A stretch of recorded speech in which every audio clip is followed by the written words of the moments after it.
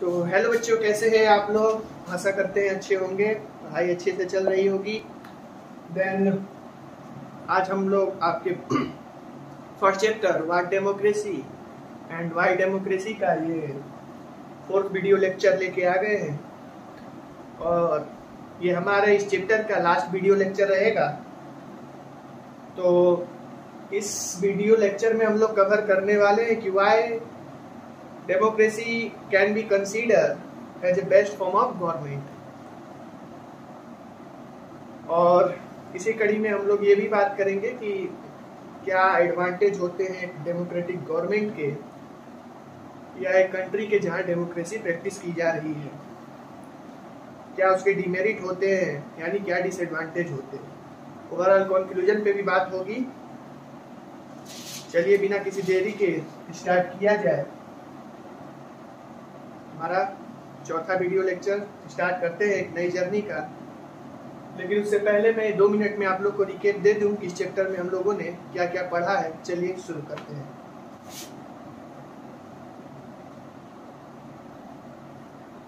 First video lecture हमारा democracy के definition के ऊपर था, जहां पे हम लोगों ने जाना था कि डेमोक्रेसी किसे कहते हैं। इसके छोटे मोटे फीचर्स को जाना, एक बहुत ही शानदार डेफिनेशन पे डिस्कस किया हम लोगों ने कि किस प्रकार से हम डेमोक्रेसी को डिफाइन कर सकते हैं, किस वर्ड से ओरिजिन हुआ। ये सब तमाम चीजें हम लोगों ने फर्स्ट वीडियो लेक्चर में देखी, जहां पे मैंने अपना छोटा सा इंट्रोडक्शन भी किया। वही बात करें दूसरे वीडियो लेक्चर के, तो हम लोग पाक, चाइना, मैक्सिको, 3 कंट्री के केस का एनालिसिस किया, जहां की हम लोगों ने पाकिस्तान में कैसे तख्ता पलट हुआ था ये देखा, चाइना में कैसे 1 पार्टी सिस्टम चल रहा है ये देखा, और मैक्सिको में देखा कि कैसे एक पार्टी लगातार इलेक्शन जीतते जा रही है। और इन तीनों फीचर से, इस तीनों केस के एनालिसिस से हम लोगों ने डेमोक्रेसी के कुछ फीचर्स को जाना। ये आप सेकंड वीडियो लेक्चर में जाके देख सकते हैं कि क्या वो फीचर्स है डेमोक्रेसी के जो इन केस के एनालिसिस करने पे हमें पता चला। वही बात करें वीडियो लेक्चर में हम लोगों ने जिम्बाब्वे का केस की एनालिसिस की, और वहां हम लोगों ने देखा क्या सिनेरियो जिम्बाब्वे में डेवलप हो सकता था। इसे यदि आपको पढ़ना है तो third part what is democracy and why democracy का थर्ड पार्ट आप लोग देख लीजिए। चलिए आज नए topic merit and demerit of the democracy से स्टार्ट करते हैं। चलिए, स्वागत है आपका एक नए से इस जर्नी में मेरे साथ।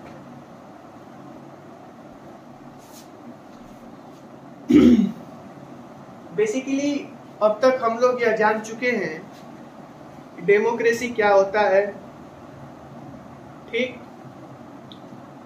कि the government which is elected by the people. बहुत ही सिंपल शब्दों में यह कह सकते हैं कि जनता द्वारा चुनी गई सरकार को हम लोकतांत्रिक सरकार कह सकते हैं। आगे चल के कुछ फीचर्स हम लोगों ने देखा कि जो रियल पावर हमारे कंट्री की होती है वह चुने गए प्रतिनिधित्व करने वाले लोगों के हाथों में ही होनी चाहिए। इस चीजों पे भी हम लोग का डिस्कशन हुआ। पाकिस्तान के एनालिसिस करने पे जाना, ये देखा कैसे लोग free and fair election is important in a democratic government. बहुत सी चीजों अब हम लोग जान चुके हैं और फाइनली उस स्टेज पे आ चुके हैं जहां पे हम लोग एक डेमोक्रेटिक गवर्नमेंट और एक नॉन डेमोक्रेटिक गवर्नमेंट के बीच में कुछ ऐसे फैक्ट्स या पॉइंट हम लोग रख सके ताकि ये बात क्लियर हो सके। हमारा यह चैप्टर हमारे पॉलिटिकल साइंस से है। तो चलते चलते मैं आप लोग को बताया था फर्स्ट वीडियो लेक्चर में काफी टिप्स देता रहूंगा ताकि आप लोग भी मेरे तरह सोशल साइंस में इतना मार्क्स गेन कर सके। इवन आप लोग 100 कर सकते हैं, कहीं ना कहीं मेरे में कुछ कमी रही होगी कि 1% मार्क्स मेरा अचीव नहीं हो पाया। देखिए, सोशल साइंस और खास तौर पे बात करें इकोनॉमिक्स की, तो पूरे एसएसटी जो हम लोग क्लास 9th एंड 10th में पढ़ते हैं, तो दोनों का ही बात करें तो जो भी आप 5 सब्जेक्ट पढ़ते हैं उसमें सबसे आसान आपको पॉलिटिकल साइंस और इकोनॉमिक्स लगेगा। क्योंकि देखिए, हमें यहाँ केवल कॉन्सेप्ट को समझना है और कहानी लिखनी है। ठीक, जो अच्छा कहानीकार होगा वही एक अच्छा मार्क्स इस सब्जेक्ट में लेके आ सकता है, क्योंकि है कुछ नहीं सब्जेक्ट में। खुद आप लोग इस चैप्टर में देखें, डेमोक्रेसी के बारे में पढ़े, जान लिए हम लोग डेमोक्रेसी में, बट वही चीज यदि 5 मार्क्स के क्वेश्चन में पूछ रहा है तो what is democracy, explain your views, तो आप क्या कहेंगे? एक्सप्लेन करेंगे डेमोक्रेसी के? तो केवल 2 लाइन का तो डेफिनेशन दिया गया है हमारे बुक में, क्या हम 2 लाइन के डेफिनेशन में 5 मार्क्स पा सकते हैं? हमें कहानी लिखनी पड़ेगी कि why democracy is best form of the government. हमें पूरा कहानी बताना पड़ेगा कि हमें क्या करना है, इसका चॉइस मिलता है डेमोक्रेसी में। डेमोक्रेटिक गवर्नमेंट हमारे कॉन्स्टिट्यूशनल राइट्स को बचा के रखती है ना। इवन हमें यह होता पावर मिलता है कि कोई भी सरकार का विरोध कर सके, इवन हम पार्टिसिपेट कर सके, और ऐसा भी हो सकता है कि एक आम आदमी भी पीएम बन सकता है, जो कि दूसरे फॉर्म ऑफ गवर्नमेंट, डिक्टेटरशिप या मोनार्ची में नहीं है। बहुत सी चीजें हैं जो आप मेंशन कर सकते हैं, बहुत से फीचर्स ऐड कर सकते हैं। तो यही सब चीजें हैं, हम लोग पढ़ते पढ़ते जानेंगे। चलिए बिना टाइम वेस्ट किए स्टार्ट करते हैं आज का टॉपिक। तो बच्चों चलिए हम लोग स्टार्ट करते हैं, और स्टार्ट करेंगे अगेंस्ट डेमोक्रेसी, यानी जो फैक्ट या आर्गुमेंट्स डेमोक्रेसी के खिलाफ या उसे एक एज ए डिसएडवांटेज के रूप में दिया जाता है। हमें कुछ ऐसे फैक्ट जिसे हम डेमोक्रेसी में डिसएडवांटेज कंसीडर कर सकते हैं। क्लियर? हम उस पर डिस्कस करेंगे। कुछ पॉइंट हमने लिख के रखा है, बारी बारी से एक एक करके हम उस पर डिस्कस करेंगे। इसमें आप बहुत से फैक्ट जो भी आप नॉर्मल लाइफ में देखते हैं उसे आप ऐड कर सकते हैं। जैसे अगेंस्ट डेमोक्रेसी में हमने लिखा है, leader keeps changing in democracy, this leads instability. कहने का तात्पर्य यह है, हर 5 साल में चुनाव होता है। इवन 5 साल क्या, कई बार ये भी सिचुएशन होता है कि किसी को सीएम हमने चुना, 1 साल काम किया, किसी कारणवश पार्टी के आला कमान ने उसे हटा दिया या वो खुद रिजाइन दे दिया, नया लीडर आ गया। तो डेमोक्रेसी में कई लोग ये मानते हैं कि लीडर के लगातार चेंज होने से पूरे सिस्टम में इनस्टेबिलिटी बनी रहती है। कोई एक नेता चुन के जाता है, उसकी खुद की आइडियोलॉजी है, वो अपने आइडियोलॉजी से काम करता है। ठीक, पूरा सिस्टम उसी के रूप में वो ढाल देगा, है ना। कोई ऐसा सोचो कि एक ईमानदार नेता सीएम बन गया या पीएम बन गया, ऊपर से लेकर नीचे तक सबको टाइट कर देगा, that there is no corruption, एक भी भ्रष्टाचार या करप्शन ना हो, वो ऐसा कर देगा, है ना। तो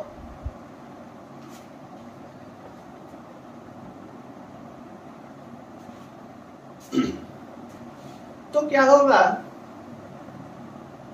कि वो अपने रूप से पूरे सिस्टम को अपने अनुकूल बना लिया, अपने तरीके से वो काम कर रहा है। अब वो पीएम हट गया 5 साल बाद, या जो भी कारण रहा हो, रिजाइन दे दिया, जो भी हो, एक नया लीडर आया, वो कहेगा नहीं भाई हम तो लूटेंगे, भ्रष्टाचार चालू कर दिया। समझ रहे हैं कहने का तात्पर्य क्या? यानी ये इनस्टेबिलिटी बनी रहती है लीडर के लगातार बदलने से।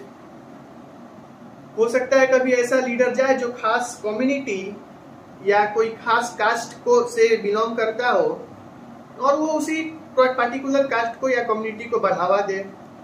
वो आएगा और मान लीजिए एक्स कम्युनिटी को खूब बेनिफिट देने लगा, भाई तुम लोग को आरक्षण देंगे, इतना एजुकेशन में ले लो, ये ले लो। फिर दूसरा कोई आया, उसका माइंडसेट चेंज हुआ, कोई और कम्युनिटी से, तो वाई को देने लगा, जेड को देने लगा।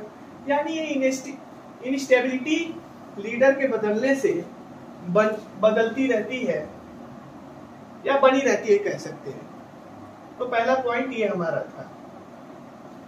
दूसरा पॉइंट हमने लिखा है, democracy is all about political competition. यहां पे इस पॉइंट के लिखने का तात्पर्य हमारा यही है कि जो भी साम दाम दंड भेद एक चुनाव को जीतने के लिए पॉलिटिकल पार्टीज द्वारा लगाया जाता है, यानी एक पॉलिटिकल कंपटीशन में किस प्रकार एक आम जनता पिसती है, कितना large amount of fund political party इस देश का यूज करती है। तो इस संदर्भ में या इस कॉन्टेक्स्ट में हम इस सेकेंड पॉइंट को कंसीडर किए। Sometime bad decision can be taken by the elected leader. एक और है, हमने किसी को चुन के भेजा अपने लीडर के रूप में, बट जरूरी नहीं है कि वो अच्छे काम ही करे। हो सकता है कि वो करप्ट हो, जो भी हो, बैड डिसीजन लेने लगे जो हमारे कंट्री के लिए हार्मफुल हो, ऐसा ऐसा कानून बनाने लगे जो हमारे लिए ही बेकार हो। तो ये भी हम कह सकते हैं कि bad decision can be taken by the elected leader. ये भी एक डीमेरिट है डेमोक्रेसी का। ये पॉइंट हम लोग ऑलरेडी डिस्कस कर चुके हैं कि कैसे डेमोक्रेसी में करप्शन होता है। वही तो फर्स्ट पॉइंट में ही आपको इस बारे में बताते हैं, करप्शन वाली बात हो गई। पांचवा पॉइंट है कि democracy lead frequent change in leader. ये भी पहले से मिलता जुलता है कि कैसे किसी पार्टी का नेता बदलता रहता है। समझ रहे हैं ना कि कोई भी सीएम के लिए उठ रहा है तो कभी उस पार्टी से कोई उठा करता था, कोई और चेहरा हुआ करता था। बीजेपी का ले कभी हमारे आडवाणी जी पीएम के रेस में हुआ करते थे, आज मोदी जी हैं, कभी राजनाथ सिंह जी भी हुआ करते थे, या ऐसे स्पेकुलेशन थी कि ये भी पीएम बनी। मतलब बहुत से फ्रीक्वेंट चेंज इन लीडर की बात है जो कि इनस्टेबिलिटी ला सकती है। इसे हम अलग से एक पॉइंट में लिख सकते हैं। अगला ये है कि ऑर्डिनरी पीपल या इलिटरेट पीपल या जो लेबर कास्ट है, उन्हें गुड और बैड में फर्क नहीं पता होता। किसको वोट दे, किसे चुन के हम वहां बैठाएं। आखिर में यही इनकी ही जनसंख्या तो हमारे कंट्री में ज्यादा है। लेबर कास्ट हो गए, छोटे किसान हो गए, इलिटरेट पीपल, वुमेन्स, जिनके पास ये बेसिक नॉलेज नहीं है कि सीएम क्या होता है, पीएम क्या होता है, या ये कह सकते हैं कि हमारा वोट कितना कीमती है, ये उन्हें खुद पता ही नहीं होता है। अभी हम हाल ही में हमारे यूपी इलेक्शन हुआ, बीजेपी जीत गई। एक समय था इलेक्शन से पहले जब इंटरव्यू लिया जाता था, इन लोगों से पूछा जाता था किसको वोट दोगे, किसे जिता रहे हैं, क्या क्या कहते थे लोग, मोदी को जिता रहे। यानी उन्हें ये सीएम में और पीएम में डिफरेंस नहीं पता है। कह सकते हैं हम इस बात, मोदी क्या उठे थे सीएम के लिए, क्या वो उम्मीदवार थे हमारे यूपी के। यानी ऑर्डिनरी पीपल को ये पता ही नहीं होता है कि किसे, मतलब हमारे लिए क्या बेस्ट रहेगा। तो ये कह सकते हैं हम, उन्हें अच्छा और बुरा में पता कम रहता है किसे वोट दे। और क्या होता है आप लोग को खुद पता है कि कई गांवों में पैसों पे या बहुत से इलीगल एक्टिविटी के द्वारा पॉलिटिकल पार्टीज अपने वोट बैंक को साधती है। खैर इस पर हम ज्यादा बात नहीं करेंगे। एक पॉइंट हम लोग लिख सकते हैं कि ordinary people can not choose that what is good for him और bad for him in a democratic government. आठवां पॉइंट मैंने लिखा है कि democracy is not a magical solution. ये कोई एक चमत्कारी सॉल्यूशन नहीं है, क्योंकि अभी भी कंट्री में देखें इलिटरेसी, पॉवर्टी, इतनी बड़ी बड़ी समस्याएं हैं। जीडीपी गिर रही है हमारी कंट्री का, इन्फ्लेशन इंक्रीज हो रहा है, किस प्रकार से नॉर्मल कमोडिटीज जो हमारे हैं उनका प्राइस हाइक हो रहा है। तो ये हम नहीं कह सकते कि हम डेमोक्रेटिक गवर्नमेंट में जी रहे हैं तो सब कुछ अच्छा ही होगा। कुछ ऐसे पॉलिसीज हो सकते हैं, जिस लीडर को हमने चुन के भेजा है उनकी कुछ ऐसे पॉलिसीज हो सकते हैं जो हमारे कंट्री को हार्म भी कर सकते हैं। तो इस पे भी बात होती है कि ये कोई मैजिकल सॉल्यूशन नहीं है, अभी भी हमारे कंट्री में बहुत से प्रॉब्लम है जिसे हमें फेस करना है। और उसके लिए केवल ये हम कहें कि that is our government is democratic government, the world best government, we can deal it, तो ये सफिशिएंट नहीं होगा। ये कुछ पॉइंट्स थे।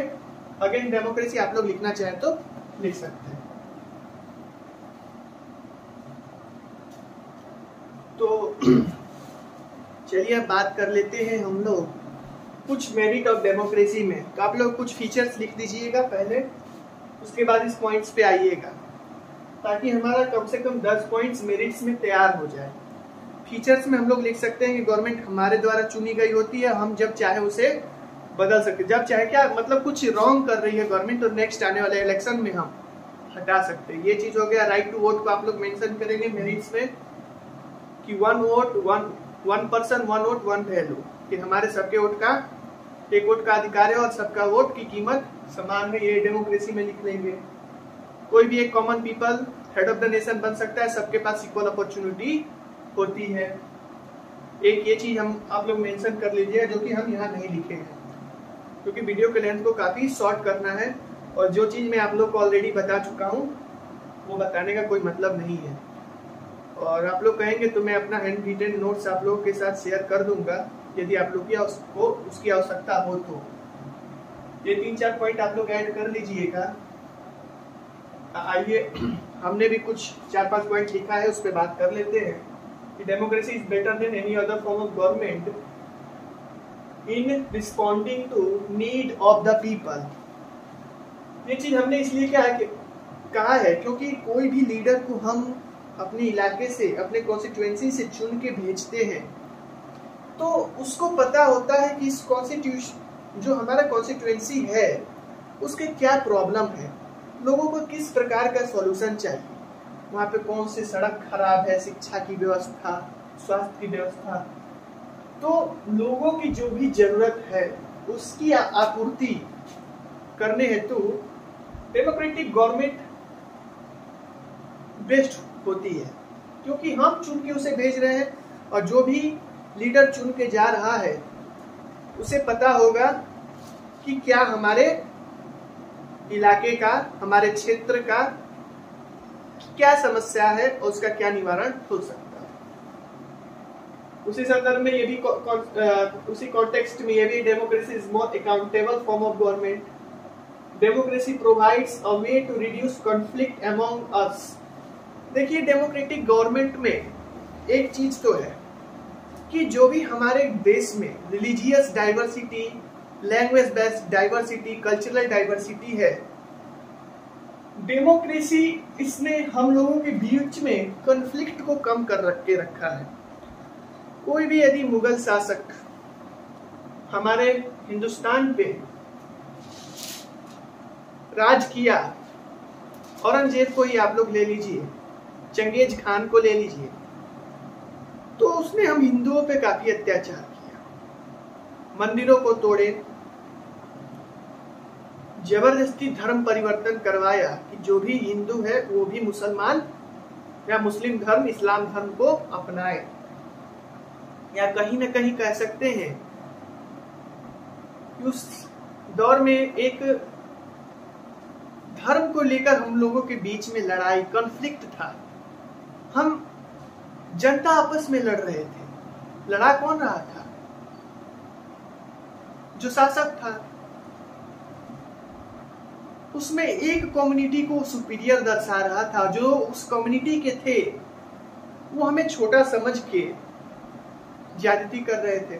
बट इन ए डेमोक्रेसी सबको इक्वल अपॉर्चुनिटी, इक्वल चांस मिलता है। और रिलीजियस हो या लैंग्वेज बेस पे हो, कोई भी लैंग्वेज हमारे कंट्री में किसी भी ऐसी लैंग्वेज नहीं है जिसे अधिक महत्व दिया गया है। हमारे कॉन्स्टिट्यूशन में जो भी 22 या 21 याद नहीं आ रहा हमें, शायद 22 शेड्यूल लैंग्वेज दी गई है, सबका अपना समान अधिकार है और किसी भी लैंग्वेज को यूज करके हम कोई भी अपना ऑफिशियल वर्क कर सकते हैं, यानी लैंग्वेज में भी कॉन्फ्लिक्ट नहीं होगा और ये केवल डेमोक्रेटिक फॉर्म ऑफ गवर्नमेंट में पॉसिबल होता है। कोई भी ऐसा होगा कि कोई हिंदी भाषी राजा बन गया, पूरे कंट्री में इम्पोज कर देगा कि नहीं हिंदी ही राष्ट्रभाषा होगी। कोई उर्दू का बन गया, कहते नहीं उर्दू राष्ट्रभाषा होगी। एवरी ऑफिशियल काम, हर सरकारी दस्तावेज में, सरकारी कार्यालय में उर्दू का प्रयोग हो। ऐसा हो सकता है, it's possible, but in a democratic form of government ऐसा कॉन्फ्लिक्ट से हम बच जाते हैं। People have constitutional right and government protects it. यहाँ पे हम लोग बात किए कैसे डेमोक्रेटिक फॉर्म ऑफ गवर्नमेंट में हमारे पास सर्टेन राइट्स होते हैं, हमारे फंडामेंटल राइट्स होते हैं और हमारी गवर्नमेंट उसे प्रोटेक्ट करके भी रखती है। हम सरकार का विरोध कर सकते हैं, फ्रीडम ऑफ स्पीच है, freedom of expression, right to education, right to property, बहुत से ऐसे कॉन्स्टिट्यूशनल राइट्स हमें मिलते हैं जो कि केवल हम government democratic form of government में और इंडिया के कॉन्स्टिट्यूशन के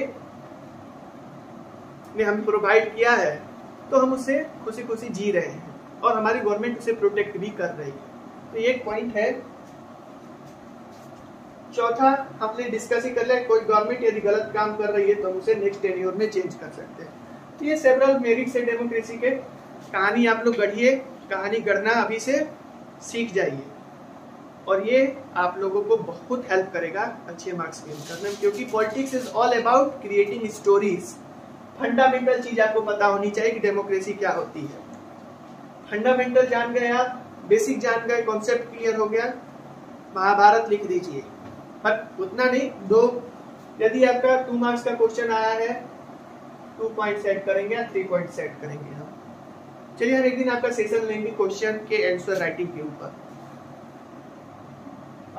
मेरिट्स हो गया, डिमेरिट्स हो गया। चलिए ओवरऑल कंक्लूजन बता के और इस चैप्टर को समाप्त करते हैं। यदि आप लोग की जरूरत ऐसी होगी तो इस चैप्टर का एक क्रैक कोर्स के रूप में एक सिंगल वीडियो आप लोग के रिवीजन के लिए मैं बना दूंगा कि बहुत कम समय में इम्पोर्टेंट चीज जान के सिंगल लेक्चर में आप लोग पूरे चैप्टर का एज अ समरी जान पाएंगे।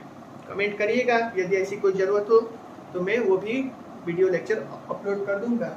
चलिए कंक्लूजन की तरफ बढ़ते हैं। तो एडवांटेज और डिसएडवांटेज में के बाद हम लोग फाइनली कंक्लूजन कर रहे हैं कि जो भी हम लोगों ने पढ़ा, चाहे वो हमारा मेरिट्स हो या डिमेरिट्स हो डेमोक्रेसी का, हम लोग ने यही कंक्लूड किया कि जितने भी फॉर्म ऑफ गवर्नमेंट पूरे ऑल ओवर द वर्ल्ड में प्रैक्टिस की जा रही है, democratic form of the government best है। क्योंकि यहाँ पर हमारे पास हमेशा लोगों के नीड को यदि कोई हम फुलफिल नहीं कर पाए तो दोबारा रीसेटिस्फाई करने का चांस होता है। कोई भी मिस्टेक गवर्नमेंट द्वारा की जा रही है तो हमारे पास दोबारा चांस होता है कि उसे हम हटा सकते हैं। ये मेन पॉइंट हमने यहाँ लिख दिया है। ये एक ऐसा फीचर है हमारे डेमोक्रेसी का, इस पे हम लोग बहुत छोटे स्तर पे ये कंक्लूजन दे सकते हैं कि जितने भी फॉर्म ऑफ गवर्नमेंट है उससे बेटर हमारी डेमोक्रेसी है। और हमारा टॉपिक रह जा रहा है अकॉर्डिंग टू योर सिलेबस, तो कोशिश करूंगा कि एक समरी वीडियो बनाऊं मैं, एक समरी वीडियो जो कि आपका 5th लेक्चर होगा इस चैप्टर का। तो समरी वीडियो में उस टॉपिक को कवर कर देंगे कि क्यों डेमोक्रेसी की जरूरत क्यों पड़ी हमें, क्यों हम किसी को चुनकर पार्लियामेंट में भेज रहे हैं, वो हमारा प्रतिनिधित्व कर रहा है। ये एक टॉपिक है जिसे हमें कवर करना चाहिए। ओवरऑल कंक्लूजन हमने बता दिया कि हमारे पास कॉन्स्टिट्यूशनल राइट्स देती है, हमारे पास हम भी पार्टिसिपेट कर सकते हैं गवर्नमेंट में, है ना। बहुत सी चीजें हैं, वोट का अधिकार हो गया, शासक को बदलने का अधिकार, खुद शासक बनने का अधिकार है। तो बहुत सी ऐसी चीजें हैं जो कि केवल डेमोक्रेसी में ही पॉसिबल है। कोई भी गवर्नमेंट गलत चीज ला रही है, गलत पॉलिसी, तो तुरंत हम लोग धरना प्रदर्शन आंदोलन कर देते हैं। तो ये सब चीजें केवल हमें डेमोक्रेसी में ही मिल पाती है। जाइए नॉर्थ कोरिया में करके दिखाइए उसके खिलाफ कोई भी प्रदर्शन, तुरंत शूट ऑर्डर। तो ये सब चीजें केवल हमें डेमोक्रेसी में मिलती है, लोकतंत्र में मिलती है। इसीलिए हमने लिखा भी है कि this is the best form of the government till now. तो कंक्लूजन भी हो गया हमारा। समरी का एक वीडियो मैं कल अपलोड करने की कोशिश करूंगा। ऑल द वेरी बेस्ट, पढ़ाई करते रहिए। कोई भी क्वेरी या डाउट हो तो पूछिए कमेंट सेक्शन में, सपोर्ट दीजिए, क्योंकि नए नए हम आए हैं इस प्लेटफॉर्म पे। तो इनिशियल डेज में मुझे कुछ सपोर्ट चाहिए। कुछ बच्चे जुड़े हमसे जो चेयर अप करे, या कह सकते हैं कि मोटिवेट करें हमें कि और वीडियो लेक्चर बनाएं, क्योंकि ये काफ़ी मेहनत का काम होता है। एक कैमरे के सामने खड़े होकर आधे घंटे का वीडियो लेक्चर शूट करना। ऑफलाइन क्लास में होता है कि सामने कोई बैठा रखता है तो हाँ लगता है कि हाँ कोई सुन रहा है, तो एक मोटिवेशन रहती है पढ़ाने में भी। बट ऑनलाइन में कैमरे के सामने वो फील नहीं आता, कोई बैठा ही नहीं है। हमें ऐसा प्रतीत होने लगे कुछ बच्चे हमसे जुड़ जाए ऑनलाइन मोड में, लगातार मेरे वीडियो देखे, रिस्पॉन्स दे, तो इल्यूजन एक क्रिएट होगा कि हाँ भाई कोई देख रहा है, और बेटर रिजल्ट निकल के आएगा। चलिए ऑल द वेरी बेस्ट, पढ़ाई करते रहिए।